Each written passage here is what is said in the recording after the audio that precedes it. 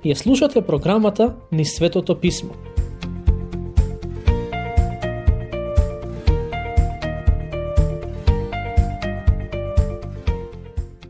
Минатиот пат размислувавме за настанот кога Исус нахрани над 5000 луѓе и поради тоа сакаа да го постават за цар.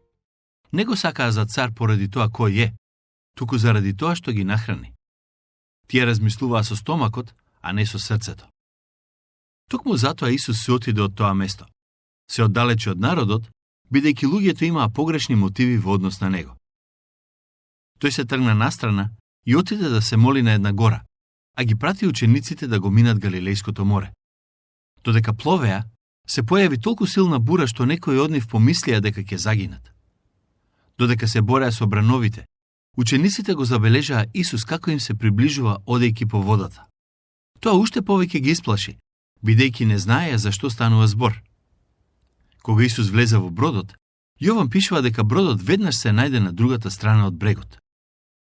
Тоа значи дека кога влезе во бродот, на учениците им беше лесно да продолжат со веслањето и веднаш стигнаа до другата страна.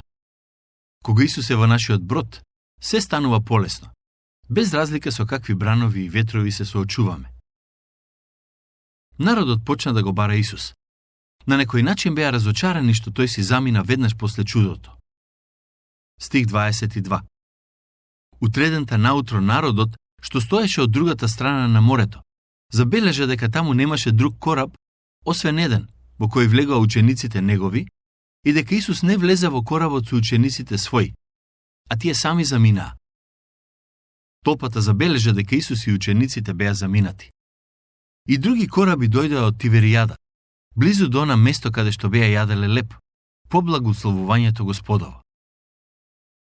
Јован ја користи фразата благословувањето Господово. Тука за прв пат во ова евангелие Исус е наречен Господ. Се до овај дел од евангелието, Јован најчесто го користи името Исус и на почетокот зборот Словото.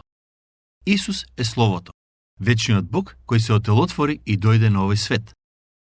Во Матеј 1:21 пишува дека неговото име е Исус, бидејќи ќе го спаси народот од своите гревови. Проповедта на Исус за лебот на животот. Стихови 24 и 25. И кога видеа луѓето дека Исус не беше таму, ниту учениците негови, влегоа сами во кораби и дојдоа во Капернаум да го бараат Исус. И штом го најдоа отаде морето, му рекоа: Рави, кога дојде овде? Народот сакаше да знае како Исус успеа да стигне од другата страна на морето. Забележете дека Исус не им одговори на прашањето, туку ги соочи со мотивите на нивните срца и продаде длабоко во нивните мисли. Слушнете го неговиот одговор. А Исус им одговори и рече: Вистина, вистина ви велам, вие не ме барате затоа што видовте чуда, туку затоа што јадевте од лебовите и се наситивте. Исус ги соочи со вистината. Тие го бараа само зашто им го наполни стомакот. Слушнете што им вели во стих 27. Работете не за храна што се расипува, туку за храна што останува за вечен живот и која ќе ви ја даде Синот човечки, зашто врз него ставил печат Бог Отецот. Ке си ја земам слободата да дадам парафразиран превод на овој стих. Господ Исус им рече: Доста се трудите и само мислите за храната која се расипува. Јас имам да ви дадам нешто многу повеќе, храна што останува за вечен живот. Бог Отецот го стави својот печат врз мене. Може би ќе се сетите, но Исус имаше многу сличен пристап и кон жената кај бунарот. Тогаш изборуваше за живата вода, а сега зборува за лебот. Овие две намирници се од суштинско значење. Лебот и водата ни се исклучително важни да се одржиме во живот. Исус е лебот на животот и живата вода. Како што можете да забележите, Исус во неговите поуки користи секојдневни слики за наслушателите да им пренесе важни духовни вистини за Бог. Претходно кажа дека е оној кој дава жива вода, а сега читаме за разговор во кој ќе каже дека е лебот на животот. Тој ги поедностави своите поуки за да им бидат разбирливи на сите. Исус му е потребен на нашиот дух, како што лебот и водата им се потребни на нашите тела. Еве ја нивната изјава откако ги слушнаа зборовите на Исус. А тие му рекоа: Што да правиме за да извршуваме Божји дела? Со други зборови, сакаат да направат нешто за да го заслужат спасението. Луѓето од секогаш сметале дека треба да направат нешто за да добијат простување на гревовите и спасение на душата. Не само тоа, туку неретко се убедени дека може да го направат тоа што е потребно за спасение. Човекот смета дека е компетентен за таа задача и дека Бог е обврзан да ги прифати неговите добри дела како доволни. Исус им објаснува што е тоа што се очекува од нив. Сигурно не го очекуваа овој одговор. Исус им одговори и рече: Божиото дело е ова, да поверувате во оној кого го испрати тој. Божиото дело е луѓето да поверуваат во Господ Исус Христос. Кога му го постави ова прашање, луѓето најверојатно очекуваа Исус да им каже дека треба да исполнат некоја од заповедите. Но наместо да каже што треба да прават, тој им кажува дека треба да поверуваат во тоа што го направи Бог. Тоа е Божиото дело. Како што Божиото дело беше тоа што над 5000 луѓе беа нахранети, без воопшто да се трудат, така Божиото дело е и духовната храна, која Исус им ја нуди, а тие само треба да ја прифатат. Секој човек има повик да учествува во ова Божие дело. Овој повик важи и за тебе. Сакаш да правиш Божји дела? Поверувај во Господ Исус Христос. Неговата смрт и воскресение и твоите гревови ќе бидат простени. Стих 30. А тие му рекоа: каков знак ќе ни покажеш да видиме и да поверуваме? Што ќе направиш?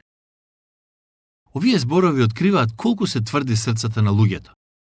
Не заборавајте дека луѓето кои разговараат со Исус се истите оние кои претходно беа сведоци на чудото, кога тој нахрани голема толпа народ. И покрај тоа, тие му велат: каков знак ќе ни покажеш? Како да не им беше доволно тоа што Исус веќе го направи. Тоа е само доказ дека без разлика на се, тие не веруваа во него. Исус е лебот на животот.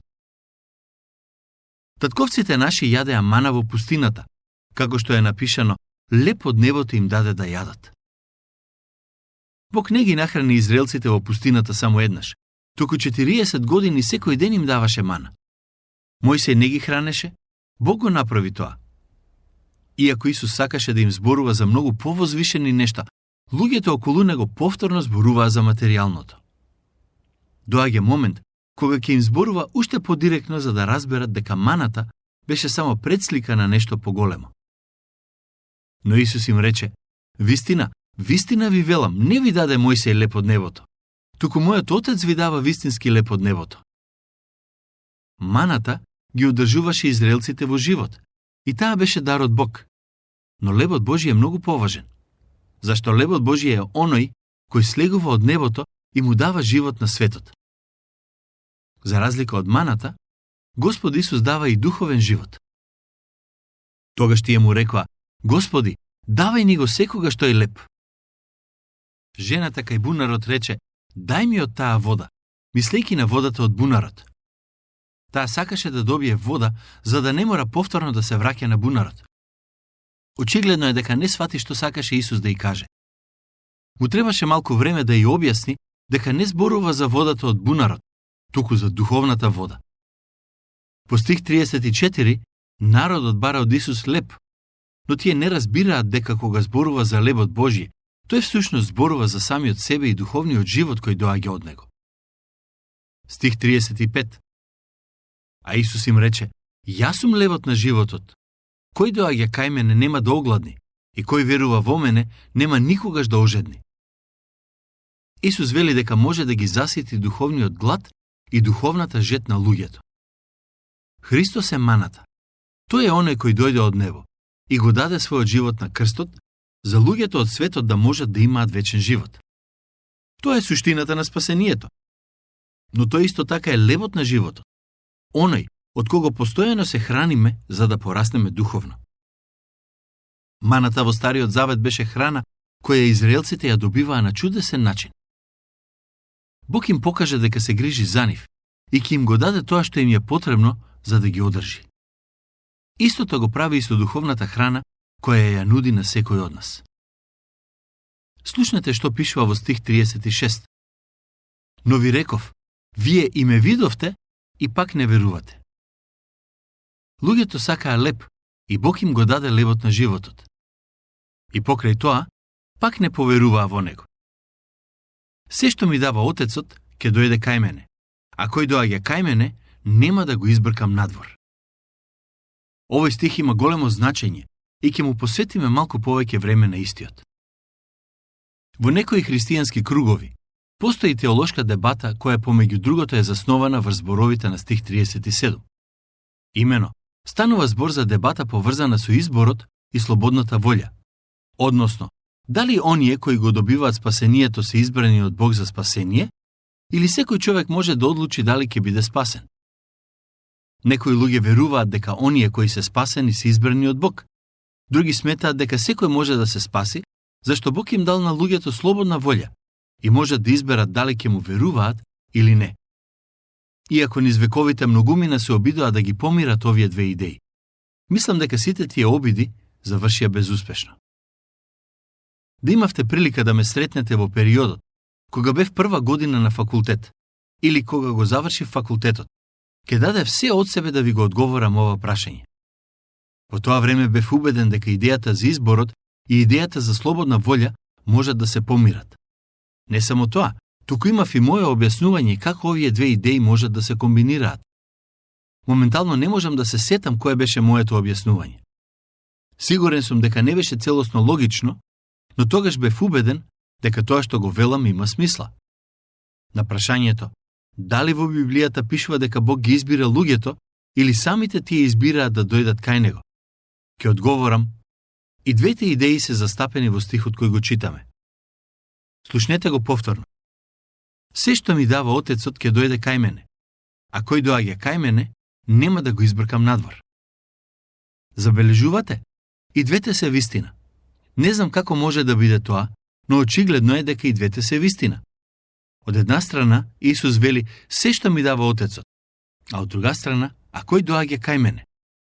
Не можеме да знаеме кои се избрани од Отецот.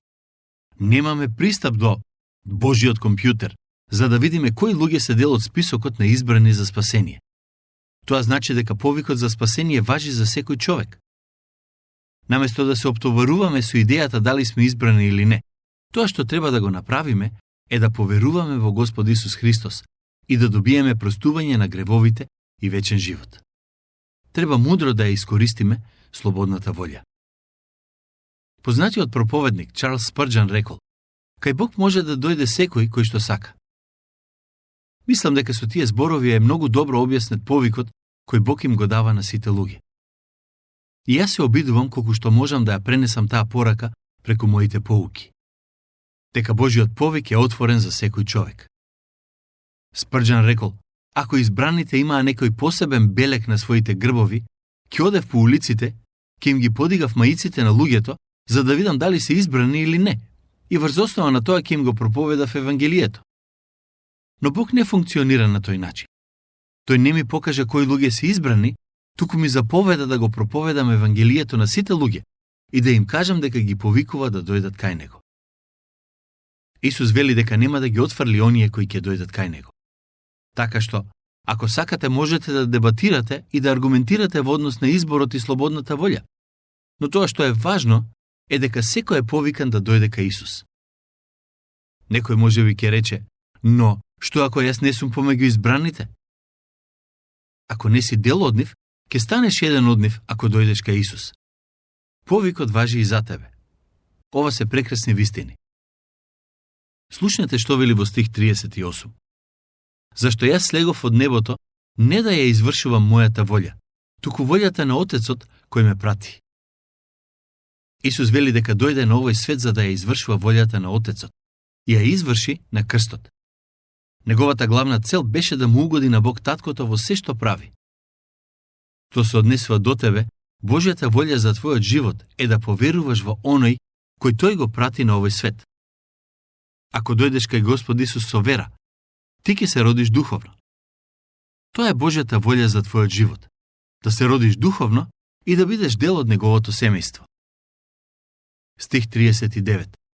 А волјата на Отецот, кој ме прати, е оваа: од се што ми дал да не загубам ништо, туку да го воскреснам во последниот ден. Ако Отецот му дал 100 овци на Исус, тој нема да загуби ни едно од нив. Со други зборови, тоа што Исус сака да го каже во овие стихови е дека кога му припаѓаме нему, ние сме безбедни и можеме да бидеме сигурни дека ништо нема да може да не одвои од неговата љубов. Тоа е вистина која треба да не охрабри и да ни даде мир. Кога сме во Господовите раце, ние се наоѓаме во најсигурното место. Слушнете што вели во стих 41. Се разгневија против него јудејците зашто рече: Јас сум левот што слезе од небото. Преку овие зборови тој индиректно поучува дека е Бог. Врз основа на се што кажа досега, на слушателите им стана јасно дека Исус се представува како нешто повеќе отколку човек. Стих 42. Изборуваа: Зар не е овој Исус, Јосифовиот син, чиј татко и мајка ги познаваме? Како тогаш тој вели: слегов од небото? Нивната проценка беше површна. Сметаа дека нема шанси Исус да слегол од небото само затоа што знаат кои се татко му и мајка му. Зашто јас слегов од небото, не да ја извршувам мојата волја, туку волјата на Отецот кој ме прати. Тоа е суштината на Божик, дека Господ Исус дојде на овој свет, се отелотвори и слезе од небото. Тој се симна од небесниот трон, за да дојде на крстот каде што умре за тебе и за мене. Тоа е пораката на која треба да се навраќаме за време на Божик. Без Исусовата смрт и воскресение, Божик и нема некаква вредност. Божик не е во подароците, украсите и убавата атмосфера. Главната порака на Божик е дека Бог се отелотвори и дојде на овој свет. Им одговори Исус и рече: Не марморете меѓу себе. Никој не може да дојде кај мене ако не го привлече Отецот кој ме прати. И јас ќе го воскреснам во последниот ден. Од една страна Исус вели дека оние кои доаѓаат кај него се привлечени од Отецот, а од друга страна вели дека секој кој доаѓа кај него нема да биде отфрлен. Бог ни дал слободна волја и треба мудро да ја користиме. Сите сме одговорни за нашите постапки и одлуки. Секој од нас треба да донесе одлука. Ќе дојдеме кај него или не? Од тебе зависи. Стих 45. Кај пророците е напишано: И ќе бидат сите од Бога научени. Секој што чул од Отецот и се научил, доаѓа кај мене. Во Стариот Завет има стихови кои се однесуваат на ова што Исус го кажува. Има многу стихови, но ќе спомнам само неколку. Например, во Исаја 54:13 пишува: И сите твои синови ќе бидат научени од Господ, и голема среќа ќе има меѓу синовите твои. Во Исаја 60:2-3 пишува: Зашто, ете, темнина ќе ја покрие земјата и мрак народите, а над тебе ќе засветли Господ и славата негова ќе се јави над тебе, и народите ќе дојдат кон твоето видело, царевите кон светлината што изгрева над тебе. Како што можете да забележите, и во Стариот Завет пишува дека луѓето ќе дојдат кај него. И ти можеш да дојдеш кај него. Господ Исус многу јасно кажува дека неговиот повик се однесува на секој човек. Секој кој го слуша Отецот ќе дојде кај Синот и ќе поверува во него.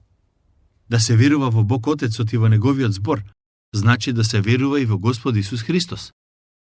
Тоа е Божјото дело. Тоа е Божјата волја за нашите животи. Да поверуваме во оној кој тој го прати на овој свет. Останатиот дел од главата е многу важен и иако немаме време детално да го обработиме, ќе ги спомнам само најважните аспекти. Стих 46. Но тоа не значи дека некој го видел Бога, освен оној кој е од Бога. Само тој го видел Отецот. Тоа се однесува на Господ Исус. Вистина, вистина ви велам, кој верува во мене, има вечен живот. Стихот не може да биде појасен. Исус вели: секој кој верува во мене има вечен живот. Го имаш ли ти вечен живот? Јас сум левот на животот. Татковците ваши јадеа мана во пустината и умреа, а ова е леп што доаѓа од небото. И оној кој јаде од него нема да умре.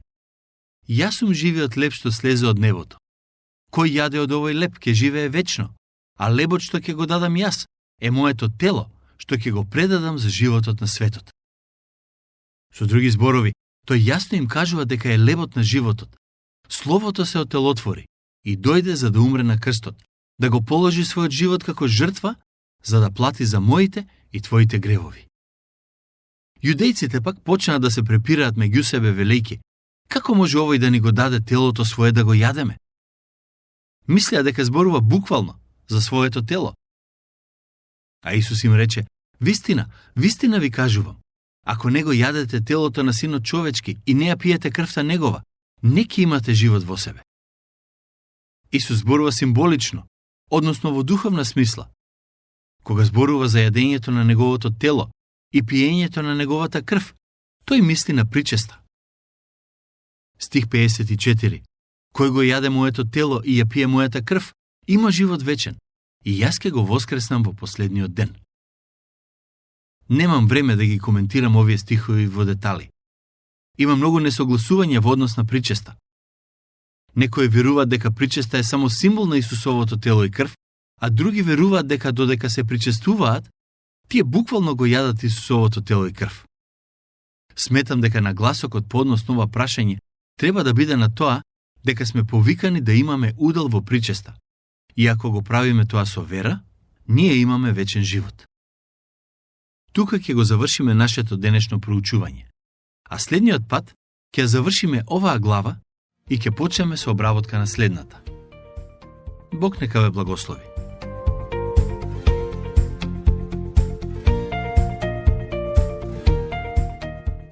Слушнавте емисија од програмата Низ Светото Писмо.